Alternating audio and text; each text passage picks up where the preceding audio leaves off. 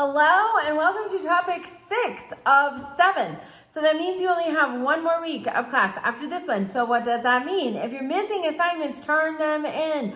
I zero them when they're late. And then that means they have to be reassigned. So if you have something that you have completed but it's late, please just message me.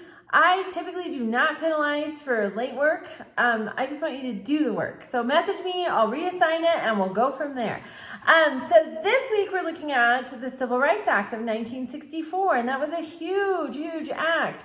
But really, all of that could have come into being with the Civil War amendments. So why didn't it? Because people didn't want those Civil War amendments to take effect. The 13th Amendment took effect. Slavery ended. Yay! But the 14th and the 15th Amendments, they had some trouble getting traction. And that's wrong because they were in the Constitution. But even the Supreme Court in 1896 in the Plessy case circumvented the 14th Amendment and declared there was separate but equal. And there is no such thing as separate but equal. Separate is not equal. Separate is inherently unequal, as the court says finally in 1952 in the Brown versus Board of Education decision. So that's what it took. It took 100 years almost from the end of the Civil War, when we have the Civil War amendments and they're ratified, to the Civil Rights Act of 1964. And it took a whole lot of work. It took the Supreme Court finally interpreting the Constitution the way it was intended. So in 1945, we have the Shelley versus Kramer case that ended discrimination in home ownership.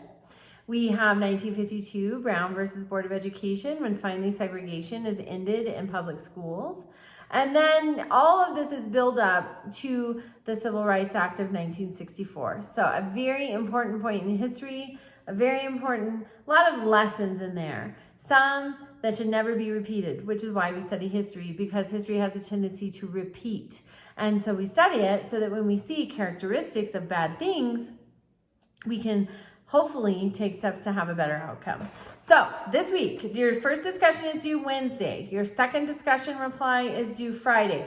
Those are graded independently from participation. Those are given 5 points each if you do them, and they're separate from participation. Participation is your 6th post, your replies to your fellow students, and your reply to the additional prompt that I put into discussion 2 on Thursdays. So those are your participation, totally different grades. Also, you have 2 assignments this week in addition to the quiz and the discussion. So that's unusual because normally we just have 1.